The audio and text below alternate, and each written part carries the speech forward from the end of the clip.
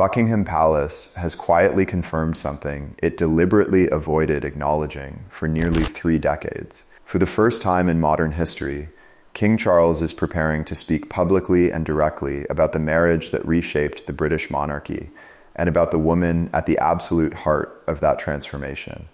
Sources briefed on the palace's internal planning confirm that the sovereign is getting ready to reflect openly on Diana, Princess of Wales, marking 45 years since their historic wedding. This is not a routine anniversary note passed quietly to the press gallery, nor is it a sanitized statement designed to check a box. Palace aides describe it as an unprecedented moment where Charles intends to address, in his own words, how much of his current reign rests directly on foundations Diana laid. The remarks have not yet been delivered to the public, but the mere fact that they are coming at all has already sent a profound shockwave through royal circles. This is far more than a personal tribute to a late princess. It touches a raw, fundamental question that the institution has spent 30 years trying to avoid.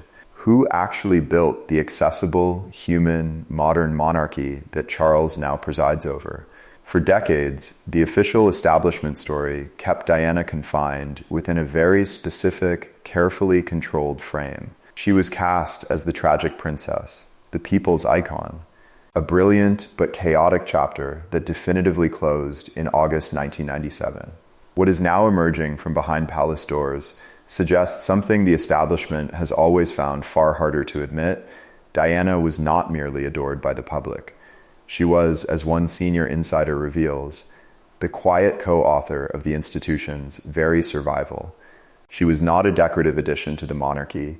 She was part of its load-bearing structure. Before we dive into the extraordinary timeline and the hidden palace directives that make this moment so historic, if you value deep, respectful, and detailed breakdowns of royal history that skip the superficial headlines, please take a quick moment to subscribe to the channel and turn on notifications.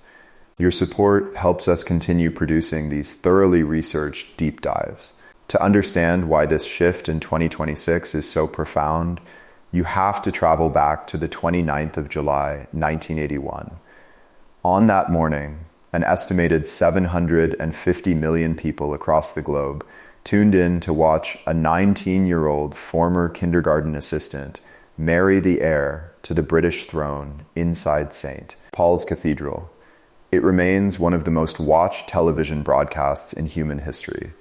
The ceremony was aggressively packaged as a classic fairy tale, and for a few brief hours, the country bought into every second of it. But the single detail that mattered most did not involve the dramatic train of her dress or the massive crowds lining the streets. It was a small, quiet act of deliberate independence at the altar. Diana intentionally omitted the traditional vow to obey her husband. It was a sharp break from centuries of royal protocol that made immediate global headlines, signaling right from the start that she intended to define her role entirely on her own terms. As the first English woman in 3 centuries to marry a future king, she arrived at Buckingham Palace with something the establishment was totally unprepared for: warmth used as a deliberate, instinctive strategy. Almost overnight, the unspoken rules surrounding royal duty were rewritten. It was no longer enough for the royal family to simply be seen from a distance on high balconies. The public now wanted and expected to be met at eye level. What Diana did over the next decade permanently, fundamentally altered the expectations of the crown. She approached public duty as something deeply personal rather than strictly ceremonial. Where tradition dictated distance, Diana chose proximity. She sat directly on hospital beds. She crouched down to match a child's height. She looked people squarely in the eye without a barrier of formality. In April 1987, at the Middlesex Hospital in London, she made a decision that sent tremors through the establishment. Opening the country's first purpose-built unit for AIDS patients, she reached out and shook the hand of a dying man without wearing gloves. At a time when fear, misinformation, and severe social stigma dominated public understanding of the virus, that single, unguarded gesture accomplished more to dismantle prejudice in Britain than any government awareness campaign of the era. 2 years later, in 1989, during a visit to a specialized hospital in Indonesia, she sat directly among leprosy patients, placing her bare hands on theirs while courtiers watched in utter disbelief. She took on the patronage of Centerpoint, a charity focused on homeless youth, and brought her young sons, William and Harry, along to witness the harsh realities of life beyond palace gates. According to historical records and reporting by the Daily Mail, senior aides behind the scenes privately expressed deep alarm. They worried these public appearances were far too raw, far too emotionally intense, and far too distant from the traditional, dignified distance the palace had maintained for generations. But that internal discomfort was precisely why it worked. Diana had grasped an uncomfortable truth that the broader institution took decades to realize. A monarchy that exists solely as a distant symbol will gradually lose its people. But a monarchy that shows up at the bedside has a chance to preserve its future.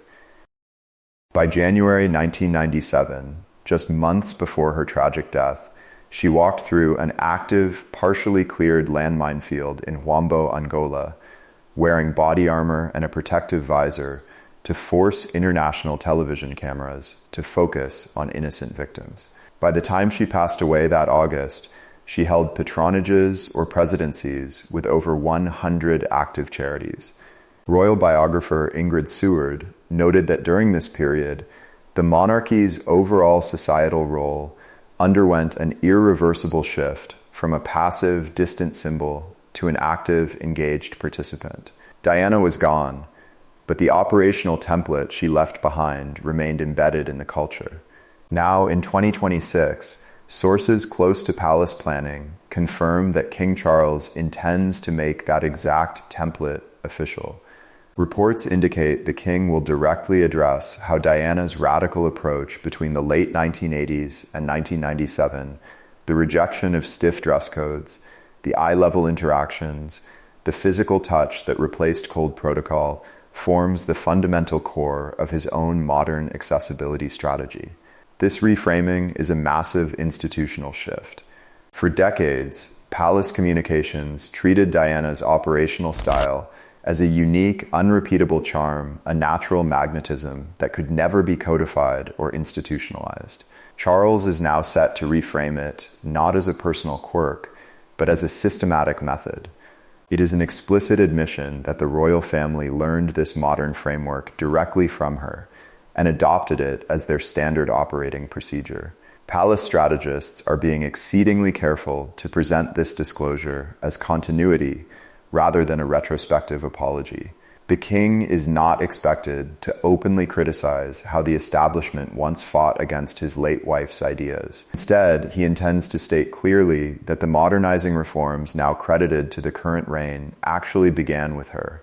However, the upcoming speech touches on something even deeper. Sources suggest Charles will connect Diana's landmark decisions directly to how the royal family interacts with public tragedy today. That exact shift in protocol, the decision to sit with suffering rather than observe it from above, is the exact logic that Prince William has built into his own public work. When Prince William launched the Heads Together initiative alongside Catherine in 2016, his goal was to bring mental health out of the shadows and position it at the absolute center of royal patronage.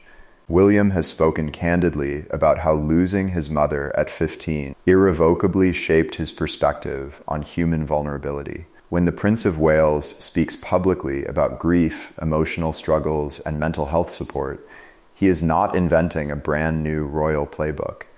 He is expanding the very language his mother crafted 3 decades earlier.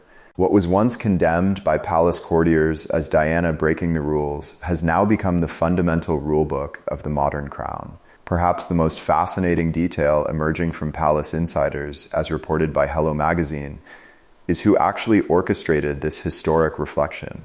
The tribute was not simply an idea cooked up by the king's speechwriters. Sources reveal that Prince William privately curated much of the framework himself. William worked behind the scenes to weave his father's current leadership together with his mother's foundational humanitarian vision. In doing so, William is doing something breathtakingly strategic.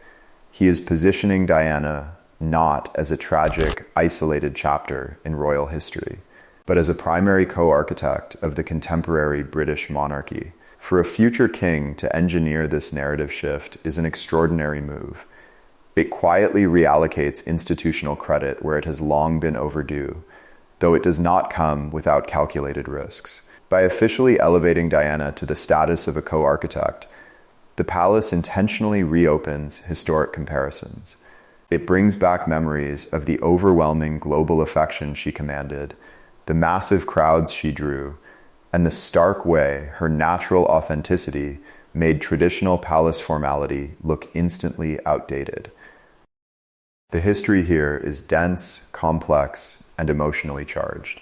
The marriage at the center of this reflection was, by both Charles and Diana's public accounts, deeply unhappy.